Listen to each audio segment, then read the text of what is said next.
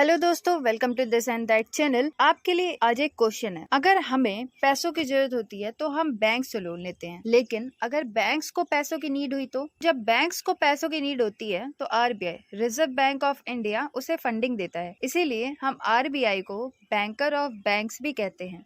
RBI को 1 अप्रैल 1935 में RBI act 1934 के अकॉर्डिंग पार्लियामेंट से पास किया गया था, इसलिए इसे स्टेचुरी बॉडी भी कहा जाता है। बैंक्स के साथ साथ आरबीआई सेंट्रल और स्टेट गवर्नमेंट का भी अकाउंट मैनेज करता है। आरबीआई हमारे कॉन्स्टिट्यूशन में कहीं भी मेंशन नहीं है, इसलिए इसे हम नॉन कॉन्स्टिट्यूशनल बॉडी भी कहते हैं। बैंक ऑफ इंडिया को एक कमेटी के थ्रू मैनेज किया जाता है, जिसे हम सेंट्रल बोर्ड ऑफ डायरेक्टर्स कहते हैं, जिसमें सबसे पहले governor, after that 4 deputy governors, जिसमें 2 governor RBI director, 1 governor PSU bank के चेयरपर्सन और 1 गवर्नर इकोनॉमिस्ट को रिप्रेजेंट करते हैं। After that 2 member ministry of finance को रिप्रेजेंट करते हैं। उसके बाद 10 डायरेक्टर्स जो कि अलग अलग फील्ड्स को रिप्रेजेंट करते हैं, for example IAS, economist and local boards. After that 4 directors जो कि हमारे अलग अलग रीजनल बोर्ड्स को रिप्रेजेंट करते हैं। तो अब हम जानेंगे कि रिजर्व बैंक ऑफ इंडिया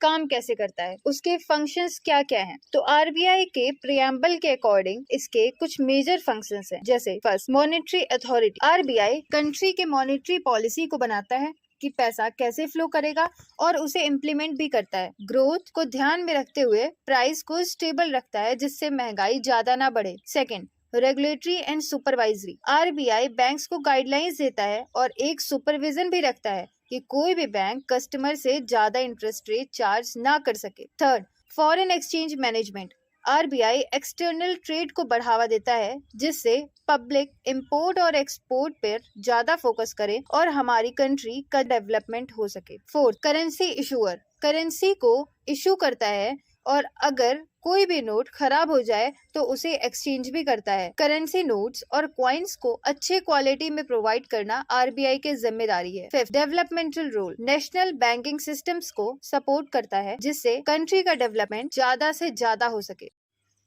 तो अब हमें ये तो पता चल गया कि रिजर्व बैंक ऑफ इंडिया के फंक्शंस क्या क्या हैं, लेकिन इन फंक्शंस के ऑब्जेक्टिव को अचीव करने के लिए रिजर्व बैंक ऑफ इंडिया ने बहुत से टूल्स बनाए हैं, जिनको मेनली 2 पार्ट्स में डिवाइड किया गया है। First one is quantitative tools and the second one is qualitative tools. Quantitative tools में ये बताया जाता है कि आरबीआई इन्फ्लेशन को रोकने के लिए कैसे इंटरेस्ट रेट इंक्रीज या डिक्रीज करती है। For example, bank rate, CRR, cash reserve ratio, SLR, statutory liquidity ratio, repo rate, reverse repo rate, ये सब क्वांटिटेटिव टूल्स हैं। Second one is qualitative tools. इसमें आरबीआई बहुत से इंस्ट्रक्शंस और गाइडलाइंस बैंक्स को प्रोवाइड करता है, जिससे हमारी कंट्री में स्टेबिलिटी बनी रहे। For example, open market operation, margin requirement, selective credit control and moral suasion, ये सारे टूल्स क्वालिटेटिव टूल्स के अंडर में आते हैं।